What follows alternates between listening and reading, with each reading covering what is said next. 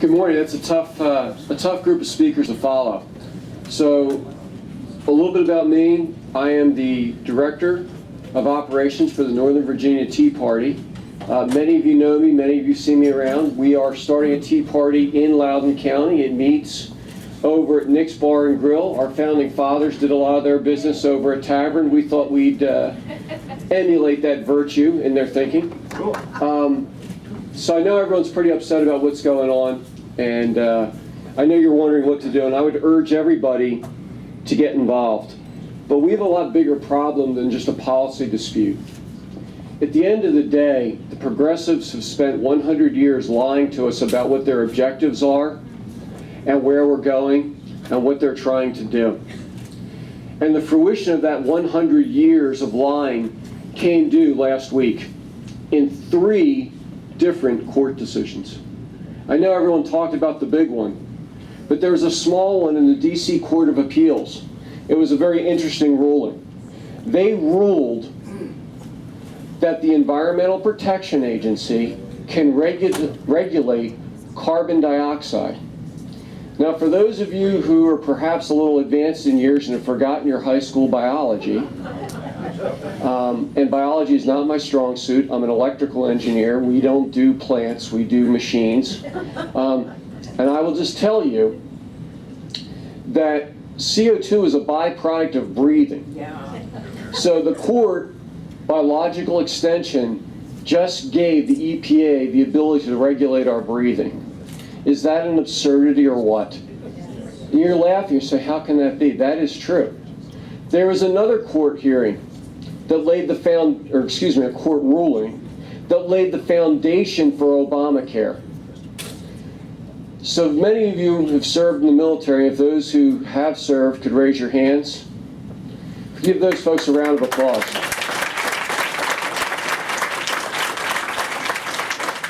So my day job puts me in a position where I have to hire a lot of people. And I have to look at a lot of resumes. And I've gotten pretty good at looking at a resume and kind of discerning which one's lying, which one's not. But if you're not doing that job every day, you don't quite notice it. There's a lot of folks who embellish their resume. And what they do is they impersonate heroes. And they lie about the medals of valor they won in the military that they did not serve in. And our representatives, with good conscience and goodwill, implemented a set of laws to say, if you do that, that's like impersonating a police officer. You will pay a penalty, not a tax, and you'll go to jail. The Supreme Court, in its infinite wisdom and needing to eliminate truth from their rulings, ruled that under the First Amendment, you can lie about your medals of valor. And they overturned those laws. That philosophical underpinning is the basis of the Obamacare law. It is the basis of the court's ruling. They lied to get Obamacare through. It was about helping the poor people. Well, they have less coverage now than they did then.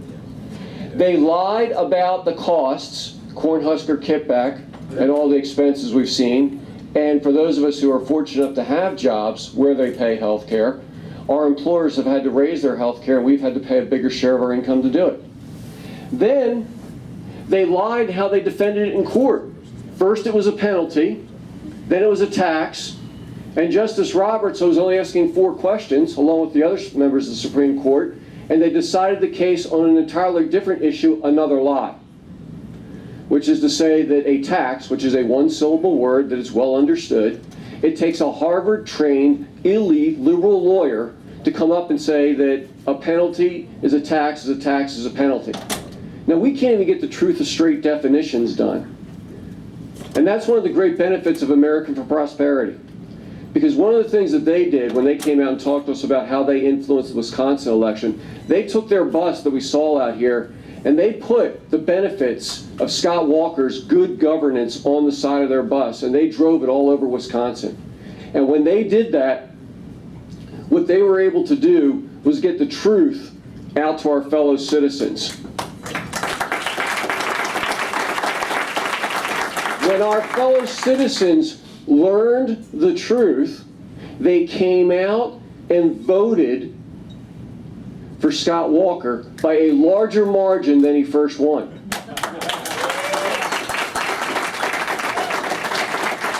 So we do a lot of work in Virginia, in the Northern Virginia Tea Party. I talked to a lot of the Tea Party Federation folks throughout the state.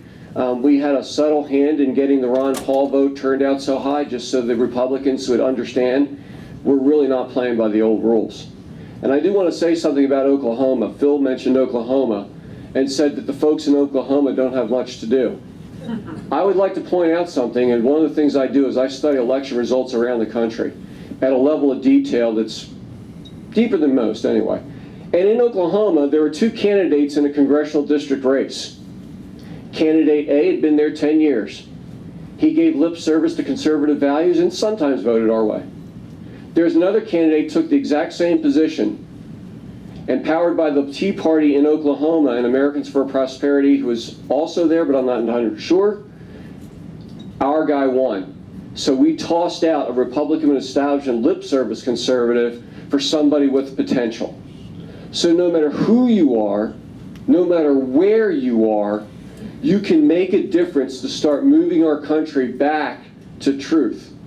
And it's a little trite, but the Superman comics and Superman movies were for truth, justice, and the American way. And truth is first, because without truth, we can't get anywhere. And our job is to be ambassadors for truth. And I'll close with two thoughts. One of the things that we coach in our teams in the Tea Party movement is that you must pursue excellence to attract success. And the place where you have to be the most excellent is in truth. Because truth does not need a majority to win. It needs ambassadors and spokespeople, and that's our job, and that's what all of us have to do. So I'd invite you to come out to the Loudoun County Tea Party, join Americans for Prosperity, or find a candidate that you can believe in and join their campaign and get the truth out to our fellow citizens, and we'll win this. And if we win this big in Virginia, when the polls close at 7 o'clock and the news media calls the election at 8 o'clock, the folks in Colorado and the folks in New Mexico on our side are going to get excited and come out more.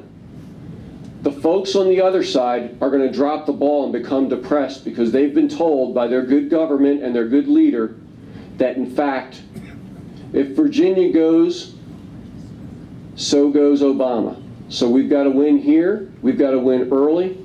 Get out and spread the truth.